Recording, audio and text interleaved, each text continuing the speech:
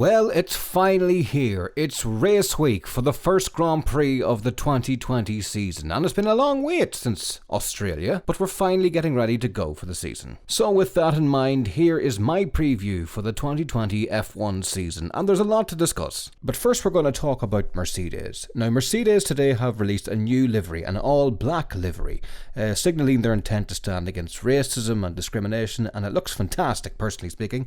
I think it looks great. Lewis Hamilton obviously very vocal in terms of the Black Lives Matter movement, and he's been very vocal in the press about Formula 1 stance. And now we've obviously got the We Race as One initiative that has been launched by Formula 1 to increase diversity across a whole range of different people from across all walks of life. Now, in terms of performance, obviously heading into Australia, they were the favourite to win the championship. They obviously had the new DAS system. Mercedes have said they're bringing a range of updates for the car, so it's certainly not going to be Melbourne spec.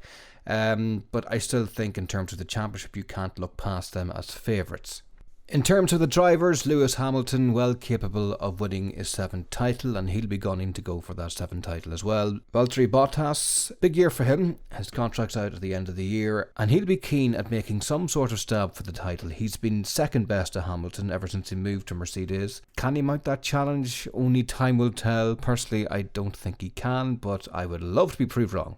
Red Bull go into this weekend quietly hoping they can mount some sort of challenge to Mercedes. The Red Bull Ring in Austria has been a happy hunting ground for them. In the last 4 years, Max Verstappen has won the last 2 races, and he finished second in 2016.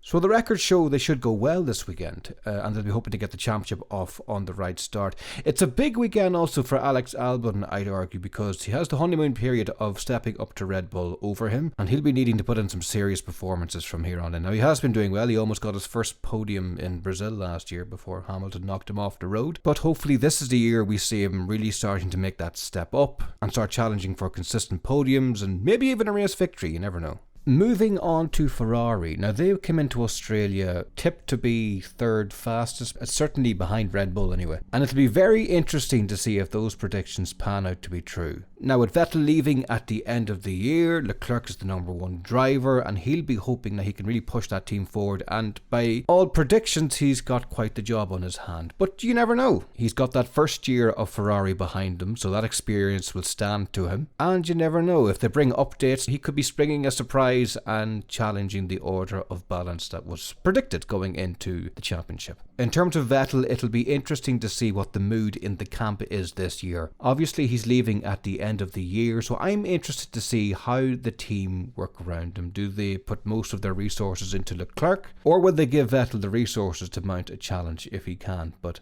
that is one aspect I'm looking forward to seeing how it plays out. That and Ricciardo at Renault as well, but we'll get on to him. In terms of Racing Point, pre-season testing would suggest that this is the team that will head up the midfield, possibly even challenge Ferrari in the car that's been dubbed as the Pink Mercedes, because it's basically a replica of last year's Mercedes car. So it's a big year for Perez and Stroll. Big year for the team too, because this is the last year before they become Aston Martin, so the Racing Point entity will want to go out on a good note. I think we could possibly see them challenging for the odd podium this year. Obviously this could all change come this weekend, but with that package they have, it could potentially be challenging for podium finishes, I believe. Moving on to McLaren, and there's been more talk about this team's off-track problems than any predictions about performance. In the last few weeks we found out that McLaren have had a serious financial problem. They are even putting part of the company up for sale, even to the point where there was a chance of insolvency. Now, there has been reports today that they have secured a 150 million loan from the National Bank of Bahrain, which is good news, but it just goes to prove that this whole COVID-19 pandemic has had a serious effect on a number of different companies. Not that we needed a situation like this to prove that to us, but it was always going to be an issue. But it just goes to show how bad the situation has gotten for some teams. Carlos Sainz's last season with McLaren, he'll be hoping to go out on a bang. He certainly put in some good performances, even getting that podium in Brazil. Lando Norris has his rookie season over him. He'll be hoping to use that experience from last year to push himself on, get a few more points. The midfield pack is going to be so close that between those teams, it's going to be so hard to pick out who's going to be in front. So that is one area I am really looking forward to seeing. In terms of Renault, we obviously have the welcome return of Esteban Ocon, back on the grid after missing out in 2019. And back with a French team, so it'll be interesting to see how he hits the ground running. The really interesting aspect of that team is Daniel Ricciardo, obviously signed for McLaren for 2021, and I'm curious to know what it is going to be like in that team for this season. Is there going to be a kind of awkwardness that affects how they work, how they perform? It'll be interesting. I certainly would love to be a fly on the wall of that team this season. In terms of the car, it had solid enough pace in pre-season testing. Obviously, they could be bringing updates to the car for Austria. Unlike McLaren, mind you, they did actually get to run an F1 car in testing ahead of Austria. So the drivers managed to get that bit of experience back in a Formula 1 machine ahead of the season opener, which Lando Norris and Carlos Sainz didn't.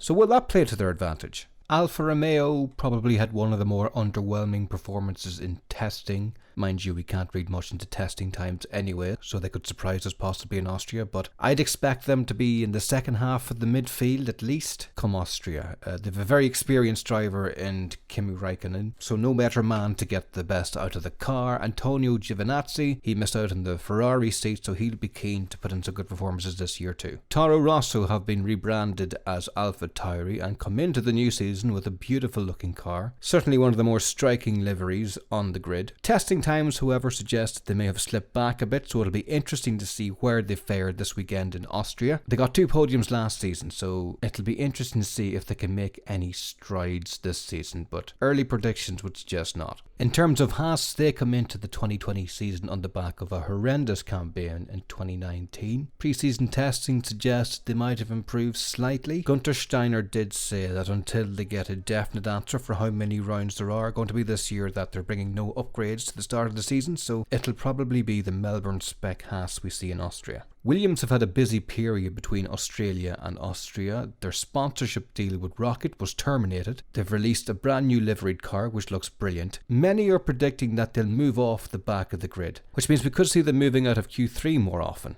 Robert Kubica has left the team and Nicholas Latifi's moved into the team. He's the new rookie of the season. George Russell is into his second season with the team. He'll be hoping to build on his experience from last season. And there we have it. F1 2020 is go this weekend. I for one am really looking forward to it. Hope you are too. Yeah, let's go racing. Thanks for listening.